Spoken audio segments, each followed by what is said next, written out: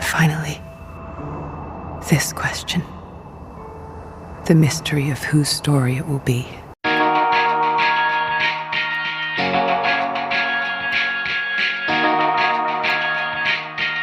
Hey everybody, and welcome to another episode of the Underrated Podcast. We are a podcast that discuss films that we think are underrated, underappreciated, and those that just slipped under the radar and passed most people by. Today we are going to be talking about my choice, of course, which is Sucker Punch. It's the 2011 film that Zack Snyder wrote and directed, considered as one of his only two, I would guess, original IPs. It stars as the main character, Emily Browning, as well as another slew of actors such as Vanessa Hudgens, Abby Cornish, Jenna Malone, and Jamie Chung. Oh, and of course, you cannot. Oh, and Carla. How do you say Carla Gugino? Gugino. Yeah. And then, of course, we cannot forget our main man, Oscar Isaac Hernandez de Estrada. And I have a crush on all of them. Yeah. And but yeah, this is my choice. I have had a really good relationship with this movie. I first off, for those that are like have seen it at least just once, I would say, and kind of like have thought, oh, really, that movie? Yes, that movie, because I think that it's actually a really good movie. And we'll get into that discussion as well. Start off, as always, my co-hosts are Derek McDuff and Alan Torres. Hey, everybody. How's it going? Mm-hmm. So, yeah. Let's go round table. And I'll leave myself to the last since this was my movie and I have some thoughts and stuff. So, yeah. Yeah. Did you want to go first, Alan? Yeah, I wanted to go into it first because I actually wanted to hear more about what you guys had to say about it. Because I feel like, I guess I'm very passive on it. I really like this movie, and I always enjoyed it. I've seen it a couple times, and I kind of, for a while, this was kind of in the back of my mind as an underrated film. Even I had a thought of doing as well, but I'm glad Ariel brought it up. But yeah, I dug it. Oh, sorry. Go ahead. Oh no! Well, I just wanted to like say off the bat that like one of the things like I had found while like kind of watching YouTube videos of like other people's opinions on this and stuff. I had only seen. I do not think like in the bit that I like was watching videos and reading comments. I did not see actually a negative review of this movie. I saw a lot of saying that this is I enjoy this movie a lot. I really like the tone of it. I really like the message of it, and also as well, which kind of constitutes why it's on this podcast and why we're reviewing it. A lot of people saying that this is a very underrated film, and it definitely was and possibly considering still at the time. I know I've heard some podcasts that have kind of unfairly like pushed this movie into the ground, and then of course it wasn't received well with the general audience as well as the critics as well. So yeah, but that was the tone, at least on the internet, as of me looking things up and stuff. So yeah. No, I agree with you on that. I remember when the movie came out. I wanted to go watch it in theaters, and I think I just didn't have the chance to. I think I was reading it came out roughly around the same time as like Deathly Hallows Part 1 came out, so that might have been one of the big things. It's really good in theater. I watched it in theater. It's actually really good. Yeah, nice. It actually took me a couple years. I don't think I saw it until like maybe like 2 years ago, and then I kind of watched it back in every now and again. But I remember reading all that stuff too. No one said a bad thing about it from what I remember. I know some people at the time were kind of like, the biggest complaint I heard was like, it kind of feels like a very long music video, which I can agree with on some segments, because it really does feel like it's like a bunch of oh my god, what's the word? vignettes. Yeah. Vignette, like of like segments, with the samurai stuff, and then that like the World War II stuff, like everything like that kind of had like its music to it, and it was a whole scene. And obviously, I get what Zack Snyder was trying to do with it. I guess that's my only complaint with it. It's not really like a complaint, I should say. It's more just like, yeah, it's very music video-y.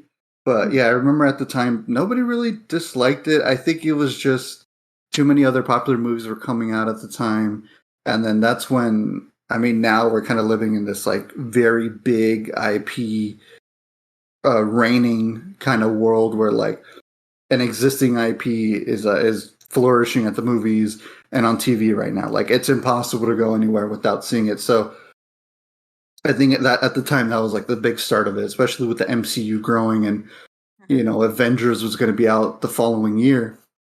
Yeah, and I think too it's because I will say Zack Snyder's previous films were a little bit more, I guess, like action oriented. This one's very action oriented, but it was very like male kind of dominated in a way. 300, and then Watchmen. Watchmen. Yeah, Watchmen. You still had Silk Spectre. Silk Spectre. Thank you.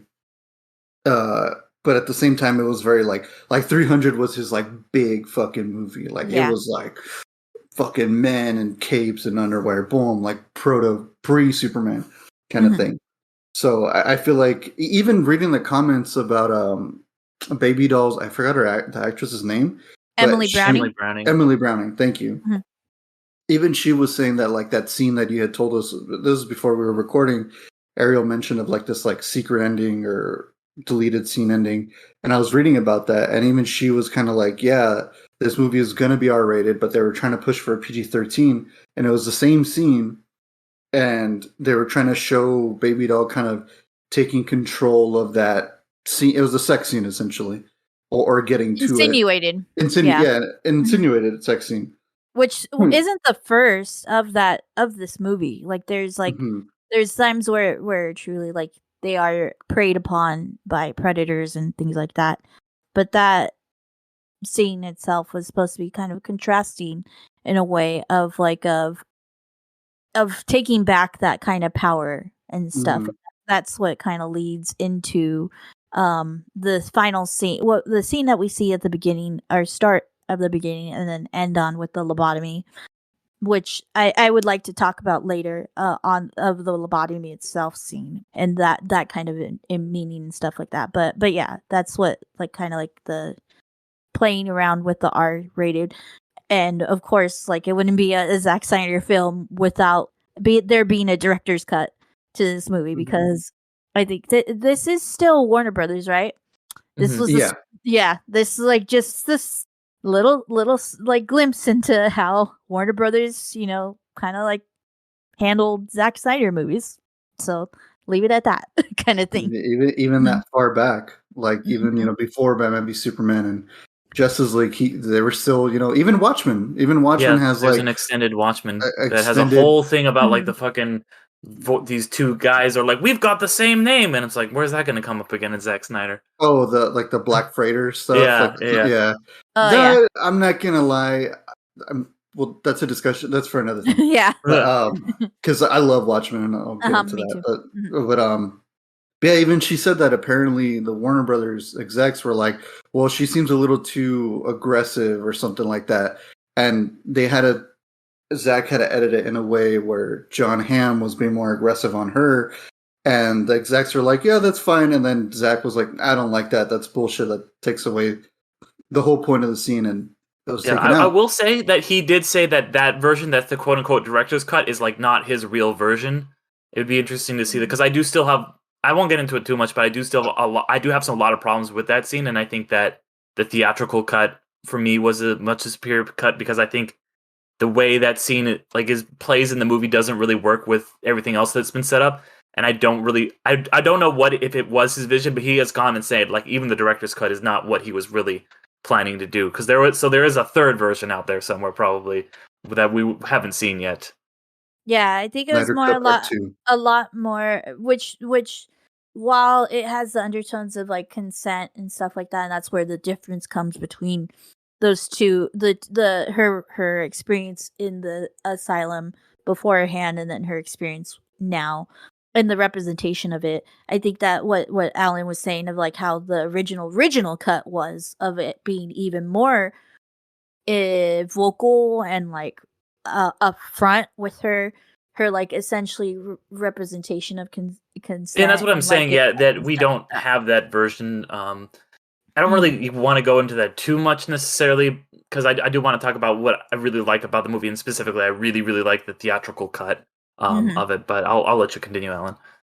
Yeah, no, I mean, I thought that scene that we're kind of bringing up, you guys can just go on YouTube, look it up. It's just, the deleted ending.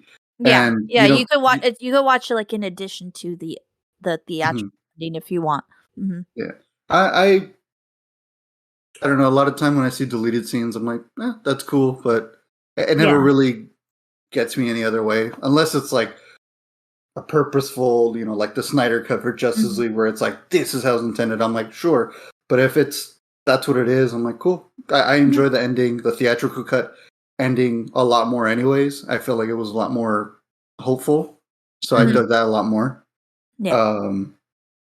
But yeah, no, all around, I really dug the movie. It's a lot of fun, very action oriented. A lot of anime. Fucking headphones, sorry. A lot of anime.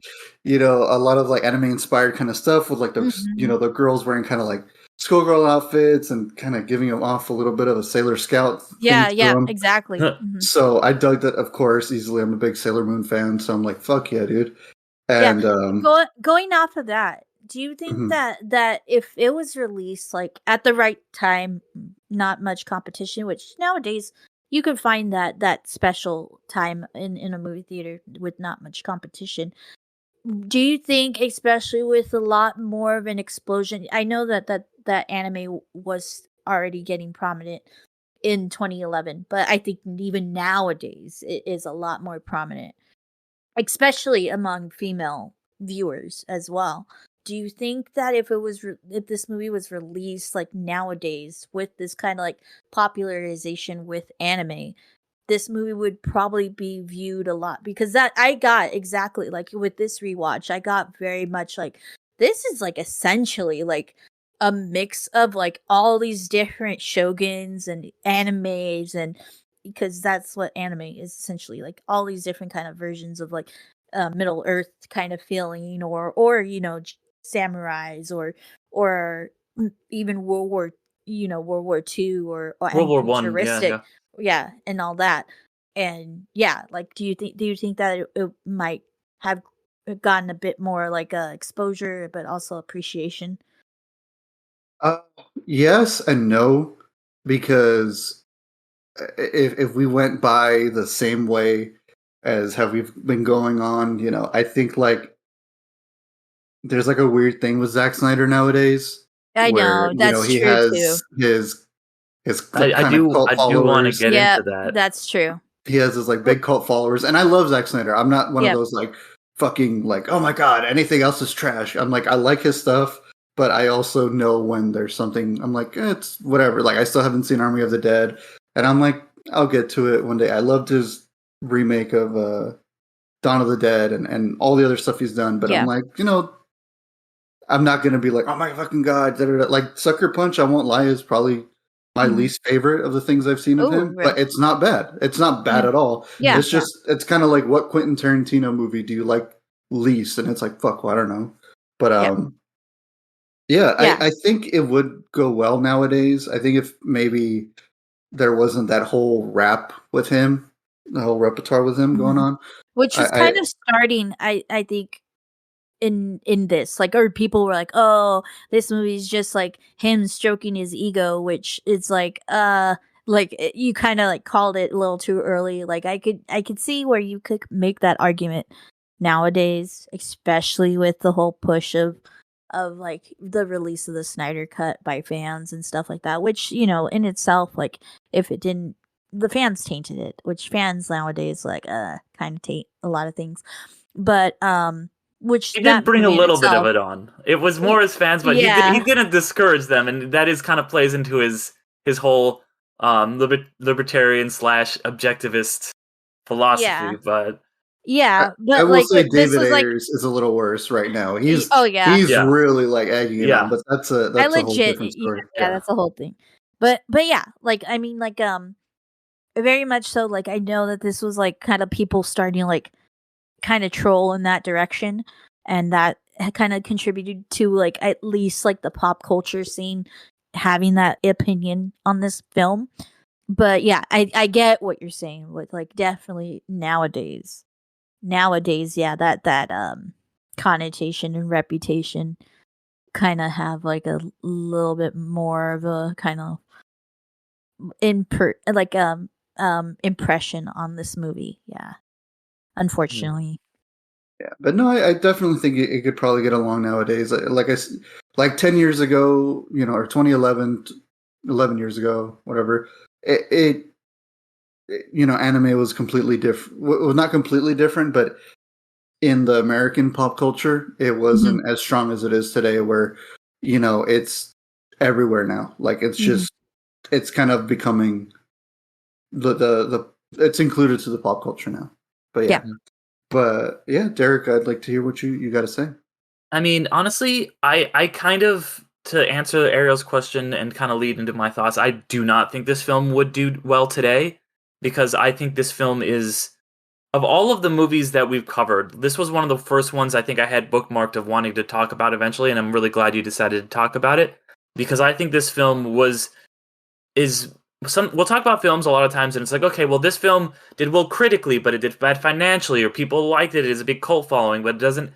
As I had a very different experience than you guys, where I felt like no one I've encountered liked this film.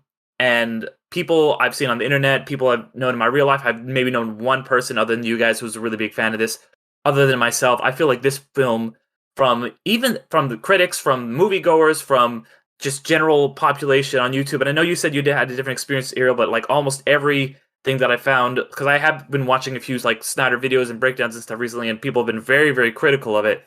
And just even Snyder's own very, very, like we said, vocal fan base, who is always like out here just like aggressively pushing for all his films. You never really even hear about that from that side of it. So I think that everyone just kind of missed the boat on this, and I don't know that time would have really changed that. I think it's another, like, we spent a whole miniseries talking about these quote unquote big swings, and I think this is another big swing. It's a big, interesting intellectual property that has all these crazy effects, and I just think, it ran into the same problems that like an Alita Battle Angel or a Tomorrowland or any of these films that we talked about in the past ran into. Even something like John Carter, they run into the same problems. But this film, to me, this is, and I know that I had the exact opposite feeling with you, Alan. This to me is my favorite Zack Snyder film. This is Zack Mine Snyder's too. masterpiece. Thank you, Mhm. Ariel, because this movie, I think, it is a lot of, because this is one of the only original adaptations that, or not Mhm. adaptations that he has. This Like an is a original wholly, original film. It's not based on a comic book like so many of his movies are. So you don't have like the Frank Miller seeping in these other worldviews that I do think that, I think a lot of his more toxic fans identify things that are not Zack Snyder that maybe come through the adaptations of other people's works and stuff that aren't really him. And I think this was his chance to really show us who he is and what he believes in. Because Zack Snyder, people, they'll kind of write claims him, like people who are very conservative and very like angry white dudes kind of claim him as one of their own, and he's like, I'm not, that's not me. He's like, he's like, he endorsed Joe Biden. He's like, hey, I'm a liberal guy. Like, he's gone on the record and said that, and he kind of like is a little confused by the people who are his fans that are very much have an opposite political view of him. And I think that he is very much someone who is supportive of people of color, and especially women, like under, people who are not straight white dudes. He has been, and even though a lot of people project things into some of his works that I think are maybe there, maybe not, maybe are relics of other things that he's adapting, this is his kind of proving that, like, he is, he does really want to do something for that. And you can see that even in like the casting of Jason Momoa as Aquaman and stuff like that.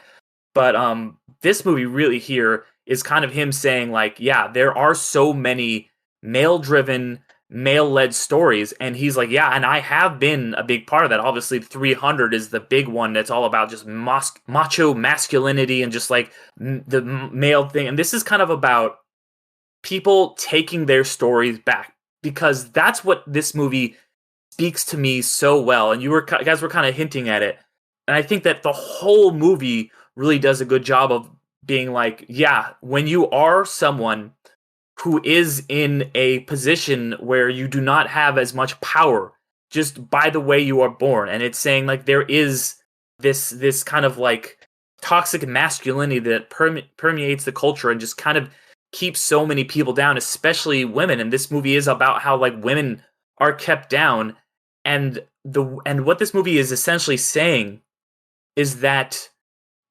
people can tell stories, and these stories, like film, is an incredible tool.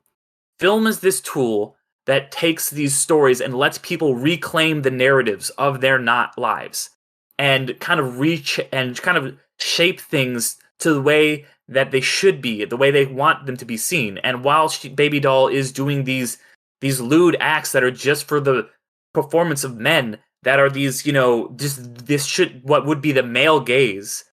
Instead, she's reforming that and making this badass, just awesome action scene with just a bunch of women. And I think that is so cool. And I think that the Scott Glenn character is maybe almost like an audience avatar, or not an audience avatar, director avatar, so Snyder himself, of him being like, okay, here, I'm just going to kind of set this up and I want to give it to you. I want to like make this story about the women and about the stories that they can tell. And I think that is so cool. And as someone who is a storyteller myself, I think that is incredibly powerful. And I think that was something, that message was just missed by so many people, or misinterpreted, both by people who want to, that support Snyder, and by don't, kind of really missed out on all of that. And I really love the movie.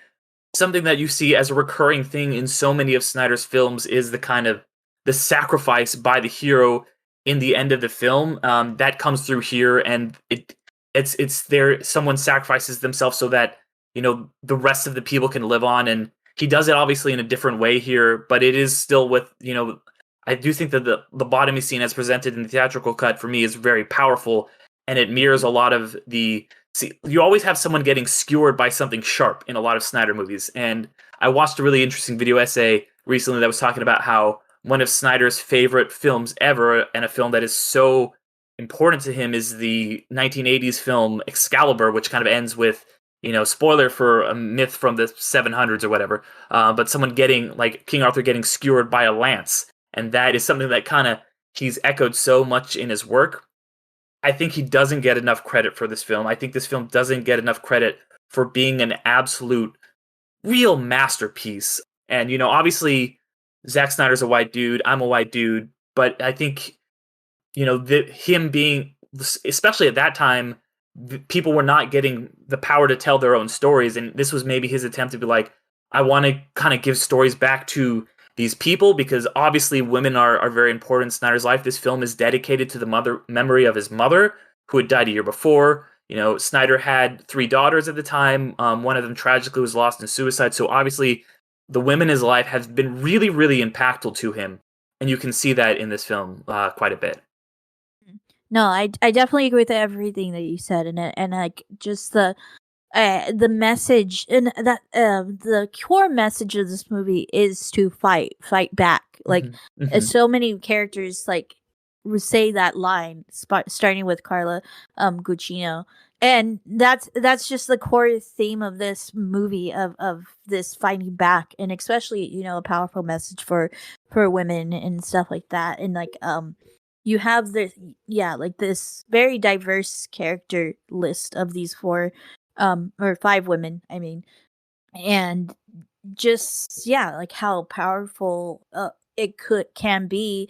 I one of the videos I was watching on this of, they like said and interpreted that all of the men in this film are very physical and like, and to these women, but all the women are like using their minds and all these like tactics instead to win over to essentially win this fight, this game and stuff like that.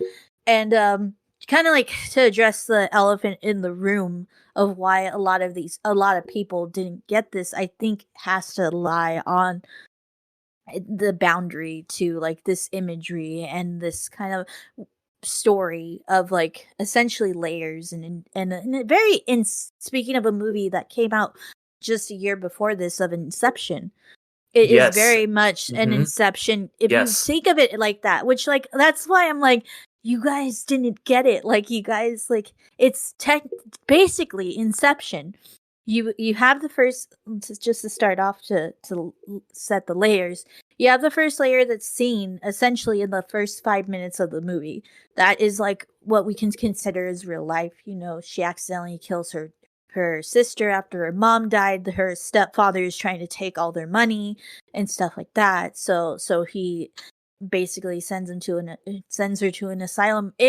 That too. Sorry to penetrate my own thoughts, but the fact that it is set in, I guess, like the early 60s or something like that, 60s, 70s, sometime Mhm. around there, Mhm. it's just a testament of like, yeah, this was kind of real life of women, always having that kind of like hysteria kind of thing in placed on them. Specifically in the 60s, 70s, this was happening to a lot of people. I mean, you have one flew over the cuckoo's nest at about the same Mhm. time as well. Yeah, so like women were like pushed into these asylums because they acted out, and for it's kind of implied with Rocket and Sweet Pea kind of like got pulled in with her because she was probably trying to protect her, and so they got put in here. You know, probably similar stories happened to Amber and Blondie. And yeah, so that's the first layer. That's the real life, which we also see at right at the end as well. But then you enter the second layer, which, you know, it could be argued whether that is Sweet Peas, which I kind of have interpreted as being Sweet Peas kind of like level of imaginary to survive and stuff like that. And then the final layer is baby dolls, with all the actiony kind of things as well. And just yeah, like people have a problem with the imagery of this movie, I would say. And the metaphor, because this whole movie is essentially like all metaphorical of a movie. Yes. But all these actions are happening. Like we get that confirmation at the end of at least like, you know, like she helped somebody escape, which was Sweet Pea. And Mhm. she did stab Oscar Isaac's orderly. And so those are real events. Like we are start off in real world and we end in real world. It's not like we're left with some kind of going back to like that the big swings, like, you know, Valerian kind of world where it's like, what the frick is going on here, you know, kind of world. It's a very like, if you take it as it should have been interpreted and how it's meant to be interpreted, these are just fantasies, which are very common for the people going through trauma and stuff like that. They create fantasies. They create a fantastical world. It's a very, very mentally real story. You know, when you think of it like that, and yeah, like just it's such a powerful, strong story to be told of, you know, just women and this is like I've voiced it like on our Infinity Stones and Dragon Bones, and now it's kind of getting traction of how kind of like pushy kind of a scene it was. But with this is how you're supposed to do like women empowerment, in my opinion. Not especially in kind of like a superhero kind of movie. Not that kind of like we're out of nowhere kind of scene in Avengers Endgame that doesn't make any sense logically. I mean, logistically, of where these women were on the battlefield, but and that's getting traction. I've seen like finally a video saying that is out of place. I'm like, yes, validation. Really? Barely? Yes. I've been barely. hearing about it since Yeah. Endgame came out. Yeah, And like, then- I talked like right at the weekend it came out. I was talking to my friend about it, and she was Yeah. just like, she was so pissed. I know. Yeah, even It's even just- the boys parodied Yes, the it. berry. Yeah. Yeah, Yeah, they exactly. do the Exactly. whole, Okay. girls Yeah. do it Because the better. boys Do usually girls do like it better? parodied Snyder, but they did. Yeah. That was the time. Yeah. Mhm. Yeah. So this movie is how Mhm. you're supposed to do it because it's such. It just is in my opinion, just such a subtle way, and you get those relationships like built so easily through this fantasy that it becomes even more believable. And that I would say that second layer, which is the most like the majority of like some pretty much realistic, kind of thing. But yeah, this movie could be interpreted a lot of ways because there is a lot of ways like you could see it as like we kind of know that Rocket, because they're present in that real time, in my opinion, the real world scene at the beginning when she comes into the first time into the theater, and her and Oscar Isaac and her stepfather are talking behind her. So Rocket, Amber, and Blondie are present in that scene, but the thing that kind of is like up into interpretation is like they weren't really, their deaths weren't really mentioned in the end with the real world. So that's the only thing that I'm like, which is a good thing. Like it's a really good thing. And just finally before I like stop my rant and stuff like that, finally with that final scene with the lobotomy scene. I think it's definitely like one of the most powerful scenes. I really think that's really awesome as well to kind of show it at the beginning and then at the end, which also leaves that whole middle part into interpretation is like, is this kind of like her baby doll's interpretation of her whole time, that whole week that she was there before the lobotomy. But like this idea of lobotomy overall, I think in a lot of different movies and media is kind of like this thing of like either being a release or kind of like seen as like kind of something like that, which is kind of lobotomy is essentially you like disconnect part of your the cornea in the brain and stuff like that. And it's like for some instances it could help with seizures, others it's kind of like it's just kind of hard to do. It's like a kind of like a medieval kind of thing nowadays. Very, But very backwards too. yeah, but yeah, I just wanted to like kind of like connect two different instances of like things that I've like watched, media that I've watched that had lobotomies that kind of like shows the kind of like parallel to this lobotomy in this movie of like there's like the song before the lobotomy in like American Idiot, but also in like depicted in American Idiot the musical of like the loss of some of control over your life kind of thing. That's kind of like an interpretation. If you've ever seen that musical, you get the sense it comes right before like shit hits the fan, everything in that musical, and then that's kind of like that loss of control of your own life, which this movie also like it kind of has that interpretation leading into the lobotomy. But then also like you connect it to another popular movie that has a lobotomy in it of Shutter Island, and it Yeah, I very was much wondering if you're see gonna the say that. parallels. Yeah, Yeah. very much see the parallels between the Leonardo DiCaprio's character and the Spoiler alert. ambiguity of it. Yeah, sorry, spoiler alert. It's But the okay. That ambiguity, movie's man. That movie's fucking the great, Alan. Shut up. I thought it was mad as fuck. We're gonna cover it next week. We're gonna fucking cover it next God. the ambiguousness of both Baby Doll and Leonardo DiCaprio's character in that Mhm. of like them, is this like also like a release of pain of and then also of having a final control over your life, kind of thing. Mhm. Like this is a choice. Like I think that's something that both those characters share of like they want to forget, they want that release, they want that release of the pain that they feel. They want to forget everything essentially, and but also in doing that, it's like they're finally taking control of their life, which is a control that they lost. So Mhm. so yeah, connecting those two kind of like instances of media, pop culture media that I know of like essentially Yeah. before the lobotomy and then the lobotomy itself. So yeah. And one step further too, I think both of them are feeling like that this is like they're almost sacrificing themselves. Like Baby Doll, by getting this lobotomy, it's like, a death basically to her. and she's sacrificing herself for the greater good of helping someone escape and get out because she knows she can't. And then Leonardo DiCaprio is kind of sacrificing himself because he feels like he no longer really deserves to have a life. Like he has that line at the end about being a monster and stuff. So I think that's something that definitely another parallel between those two scenes. But I wanted to kind of circle back to what you were saying about the levels and just the being open to interpretation and the parallels you saw with it, Inception, because I saw a lot of parallels with Inception as well. But when I first saw it back and it came out the year or so after Inception, and I drew a lot of parallels, and I think that this one also, I think just like Inception is ambiguous, and at the end you're like, what was you think the end, but you're wondering if what was real and what wasn't.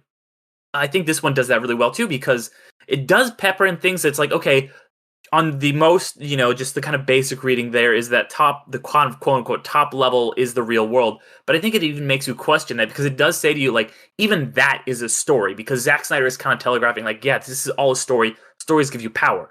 And because the movie opens, it opens with her room, but her room is a stage, and it's the same exact stage that she sees when she goes into the hospital later. So it's kind of giving you that, like, wait a minute, how is her room the same exact stage? What is he trying to say with this? And it is adding that ambiguity and saying, like, yeah, so maybe this is real, maybe it's not, maybe this whole thing is just a story. You're not sure where the story ends and where the reality begins.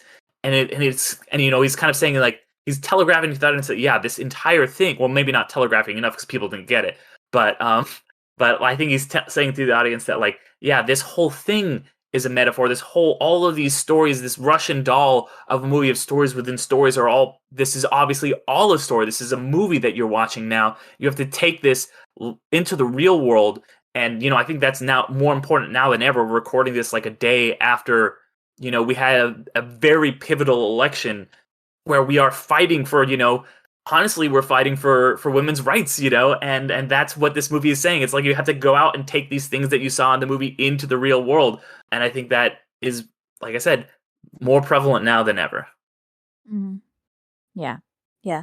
It doesn't. It's definitely like plays into kind of that bringing you in literally as an into the movie as an audience member with that scene.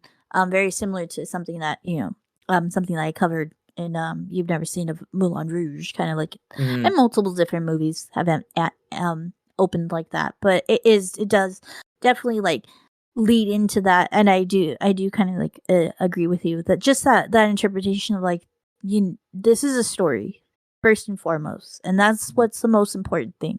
A story has a message, a story has a theme, and I think that this is very much like, that's why like people like get confused about this movie and stuff like that, and like all these things, like, and get so confused that they get frustrated. But I do want to say, just take I do want to say one big thing. Yeah. I think it's also the advertising, because I remember at the time, yeah, it was very much sold as like a very hardcore action movie with girls kind of thing. It was very like, look at this. And I think that's another big reason, because like lately I've seen people say, yeah, it's good. But even back then, just to backtrack a little bit, I did hear a lot of people that had seen it. You reminded me, Derek, that people were like, it's not what I thought it was going to be. Yeah. And I think people went in with expectations just like Crimson Peak. Crimson Peak was very much sold as a haunted house movie, when in reality it's a gothic romance. No, I it's feel the you uninvited. Exactly. Yeah. No, I like Peak. And real fast, I will say, like, on that note, like, I remember the person that I saw Sucker Punch with, and I came out, I was like, I loved it. What did you think? And he's like, I'm mad we didn't get to see her dance. She was supposed to have the sexiest dance ever. And I was like, you missed the whole point of the fucking movie. That's the entire point, dude. Yeah, that's the whole point. Yeah. Yeah, man. No, that's fucking everybody just goes over their head, and then they get complaining. Then they get complaining. It's just like, if it goes over your head, watch it again, kind of thing. Which I Definitely recommend. Even though I like this movie, and I mean, I think it is. Yeah, like I agree with you, Derek. I think it has to go down as my favorite Zack Snyder movie. Even for me, like even watching it for this recording, I was like, I get more understanding of it, and it is definitely a movie that you have to take your time with and like think about and stuff like that. But I really do hope that like with our with our commentary, you kind of like take that view into your next viewing of this movie if you do not if you're still like kind of frustrated by it still. So yeah. Yeah. Because there's definitely people who I would say, like there's video essays and stuff I watch of people who know, like, are incredibly knowledgeable about film, who've broken this down, and whose just interpretations I just fundamentally disagree with about this movie and about a lot of Snyder films. So I think, maybe because it is a little vague, it is a little open to interpretation, and it also then is open to misinterpretation. Yeah. I think the core theme of this podcast is if you're confused by this movie, go and watch a few Leonardo DiCaprio movies. You'll get the picture. You'll understand. Django Unchained, yes. Django Unchained. Django! A bit. I mean, It's that a good fucking movie. scene. I fucking love Django Unchained. It's so good. Like, Oscar Isaac's really, like you get frightened, like, scene, which is just a testament of how great of a villain he could play too. Yeah. Besides, he hasn't really been hero. a lot of villains, like, and it's crazy because this was like before he was really a thing, but like he was just like this great seething villain in this. I fucking loved it. I cannot freaking. That's one of the for the multiple things to hope for Moon Knight season 2. One of the things that also is I hope for that I want Moon Knight season 2 so bad is that he is his own fucking villain. That would be freaking amazing to see. Like, just him going against himself. I would just, and he could pull it off. Oh my gosh. I want Moon Knight more, of course. But I mean, Ex Machina, he was pretty terrifying in that. That's true. As well. That's true. Yeah. Probably one of my favorite of his films, but you know what it is? It's the eyes. Oh yeah. His eyes can be fucking scary. Like his eye, he knows that it's his eyes. His eyes have this like, he kind of does like a bit of a Kubrick stare in a little bit, and he kind of lets his eyes just droop, and it just hits you in your soul where you're like, I don't want to get him mad. Yeah. Oh no, like his unhingedness at the end, man, was like, don't do this to me now. Like it's just like on the surface it could sound so whiny, but it doesn't from him. It's like and that's also the brilliant part. Like this subtle kind of things that pop into your head once you think about it. But like all the other orderlies that he's like ordering around, they're all taller than him. But he still has this power over them and stuff like that. And it's just kind of like, but then, yeah, like it's also cool because then at the end, then it flips too, because like Carla Gugino's character, the doctor, who is taller than him with hair pumps on and stuff like that, kind of like it's a showing of like who he really is. He is just like a mouse kind of Which thing, is, it's so interesting because I think, when she first arrives, the way she's framed, because Emily Browning's like, I don't know, 5'6" or something, and like she's like the two like dudes behind her are like giants. It's like two Shaqs or something behind her, and it just like shows you that at the beginning she has no power. She has not taken her power yet, and then it's the same thing. Oscar Isaac, like he seems like he has this power, but like you said, Ariel, he just shrinks down, and just the way Snyder uses, the height, like the heights of these actors, and just the framing of everything is just masterfully done, I think. And on that note, I just kind of want to talk about how I think that Zack Snyder is, and this is no shock to anybody, but this is something that I think all of his films get talked about really positively, and even this one, you kind of mentioned it earlier, Alan, is just how amazing of a visual storyteller he is, because this film, even if you could disagree with everything else we've said, you've got to agree that this film looks so unique and interesting, and the way that he's able to just give you so many details through visuals is really great. And on that note, I had just learned too that essentially, speaking of details, essentially Baby Doll's katana in the like fantasy like The adventure one with the world, you dragon could on it, say. yeah. Yeah. It literally tells the whole story. Like it I have to go back and watch physically it. That's really is cool. you can't see it, but you did know, like Mhm. production wise. Mhm. It etched essentially like a mural, like a long Mhm. story of the whole story, essentially visual, like a visual interpretation of it. It's on that katana. That's So really cool. speaking of detail. Mhm. Well, and I think that the big part of the reason that he is so visually talented like that is because he's one of these guys who got his start as a director of music videos. And Mhm. that attention to detail, There that you go. ability to visual storytell comes through so much. And, two other guys who I think that you could kind of compare him to, the three of these guys don't seem that similar at first until you are like, wow, the way that they have just kind of mastery of the camera and just going in and seeing this thing and moving over here. These guys all came from music videos. David Fincher, Michael Bay, and of course Zachary Snyder. All Yeah. of those guys are absolute, like, anybody, even if you don't like Michael Bay, go and watch Ambulance. Fincher, go watch Panic Room, and then watch this, because they are able to just, like, you could watch this movie on mute, and it would, like Snyder has said, like, hey, a lot of people, this is going to go over their head, they're not going to get it, but maybe they can still just enjoy a really cool, visually stunning action film. So I think he's absolutely right about that. Is even if this, so for me, that's why it's a 5-star movie. Honestly, I'm gonna say 5 out of 5 stars. One of my favorite movies. I think it's on Letterboxd.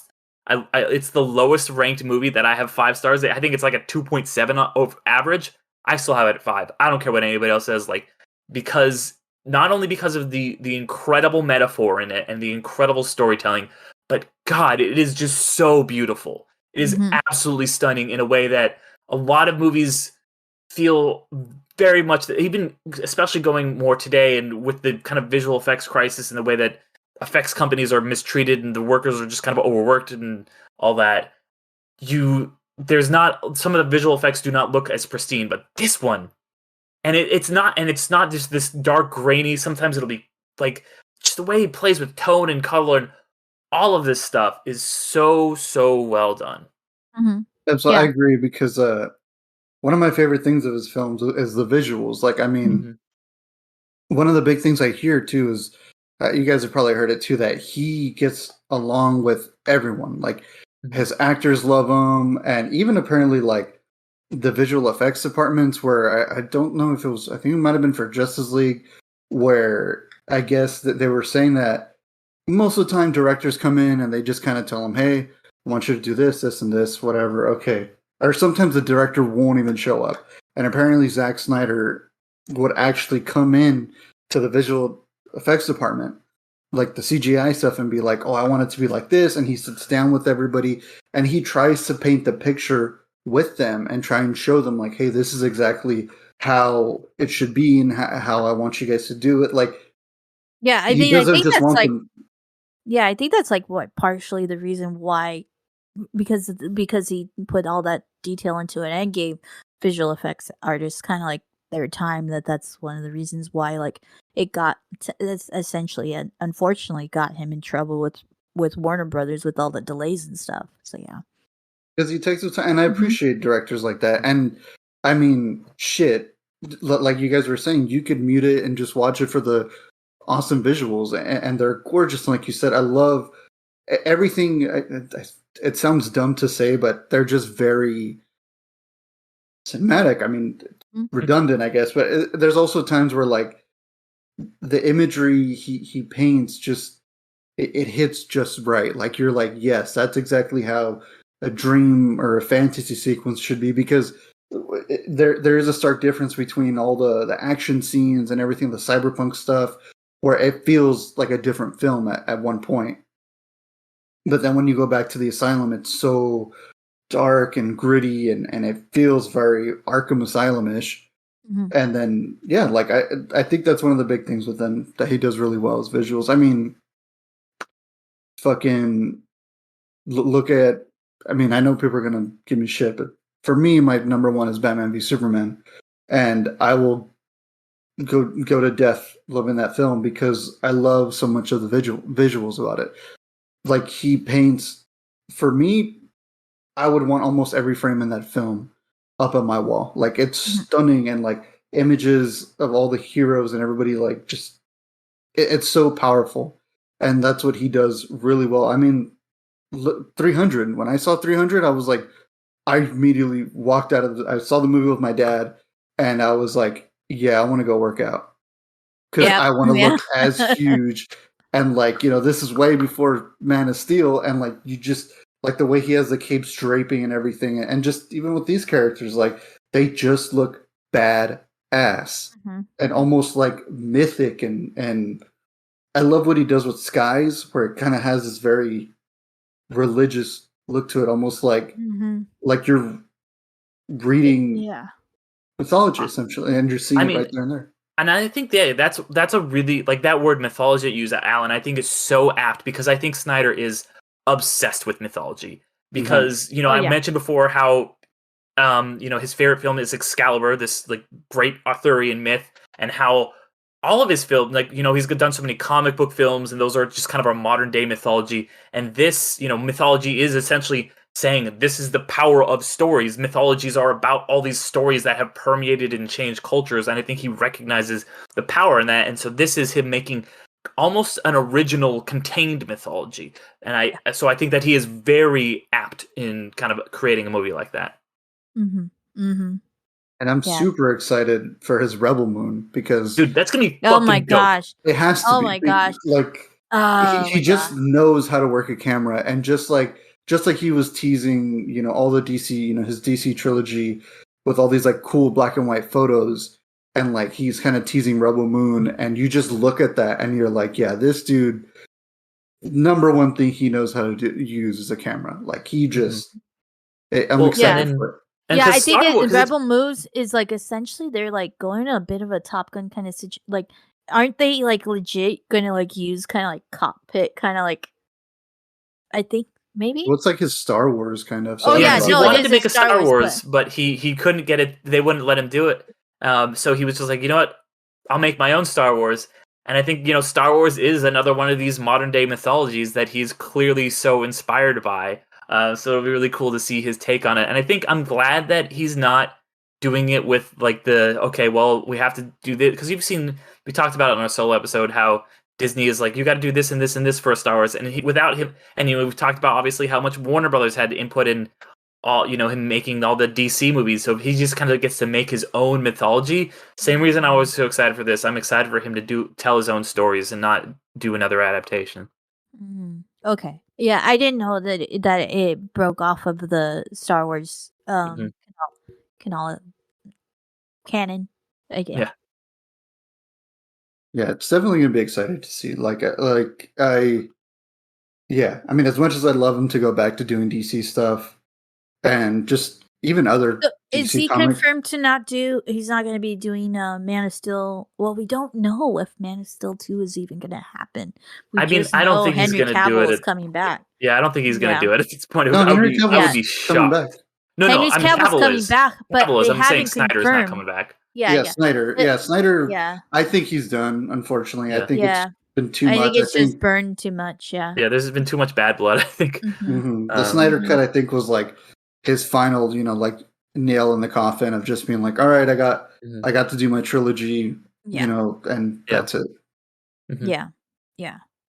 It's gonna be very weird. Well, no, I don't think it'll be very weird. I think it is actually.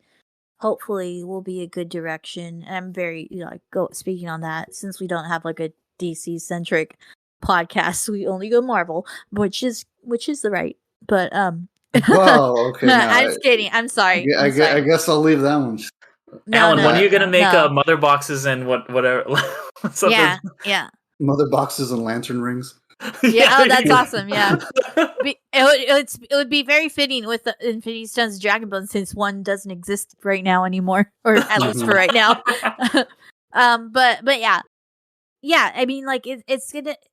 I'm hoping, especially with the handle of James Gunn at the helm, that we'll see, you know, something unique from DC and something connected, which is like what they're striving for.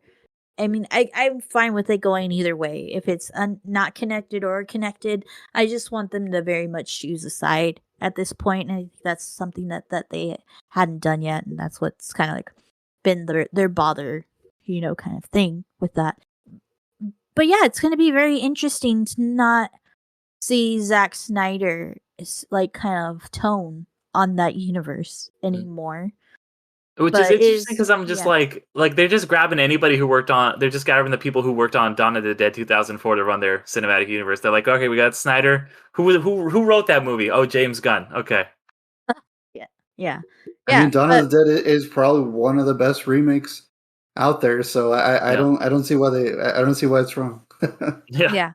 Yeah, but it's gonna be very cool. I'm really hopeful for it because, like I have mentioned to you guys at least that the DC universe did not come to play that well with at Comic-Con, and I was very, very, very pretty much disappointed with them of just like showing essentially two movies, and it's movies that one came out in Black Adam to reception, and then one's been delayed again, which for no reason at all, which was Shazam. So yeah, it's going to be a very interesting world that we're going to be living in with but I am very excited with Zack Snyder doing a once again an original concept. I too haven't seen Army of the Dead. I've heard mixed things. I don't know if I'm Yeah, I gonna heard a lot of enjoy mixed things about it too. I wanted to like it so bad, but yeah, such a piece of shit. the thing only with that, I think it comes down to like story, like I don't know about story because it does seem to Ocean's 11 kind of Dawn of the Dead kind of mixture. That's what it should have been, but it wasn't that. That's what it fucking had. That's what I was stoked about. I was like, oh, it's a heist movie with the zombies, and it's just like, no, it's just really fucking depressing. I know that it's very much, speaking of like bearing the lead of the story, I know that the trailers to that movie didn't pay it any like gratitude or anything like that. Trailers and the first act. Yeah. Okay. Yeah. Yeah. That I don't know about that movie. We'll see. But yeah, we'll see. Hopefully that Rebel Mood is very much a return to what Sucker Punch, kind of like was too in that kind of movie. But yeah. With that, anything else that you guys want to add about Sucker Punch? No? I mean, I think I said it all. I said I think we said a lot. Yeah, we said a lot, definitely. Yeah. But with that, thanks everybody for listening. We do have another few podcasts that we have as part of our Undercast company banner. Derek has just started to release his long-awaited season 2 of Gateway episodes, which explores this season miniseries and introducing himself and introducing his guests to miniseries that they've never seen with a Gateway episode. And as always, I have my podcast called You've Never Seen ? Where I introduce somebody, or I am introduced by somebody else of a movie that I've never seen but is considered part of pop culture and cinematic history. And then, as we aforementioned, we have Infinity Stones and Dragon Bones for all of our Marvel content, and we'll be probably discussing Black Panther. I don't know. She-Hulk. That episode. Too? Did you already talk to She-Hulk? We did She-Hulk. So Black Panther is going to be should be out actually before this episode comes out. That's going to be with me and Perry Constantine from the Superhero Cinephiles podcast, which is should definitely go check that podcast out. Me and Ariel have both been on it. Ariel was just recently on it talking about The Losers. That was a really great episode. I listened to it this morning. So definitely check that out as well. And as always, thanks everybody for being amazing. And we'll see you and talk to you again.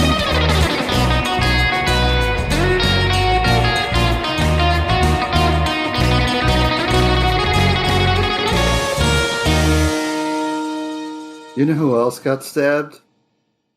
Superman. Bye, everybody.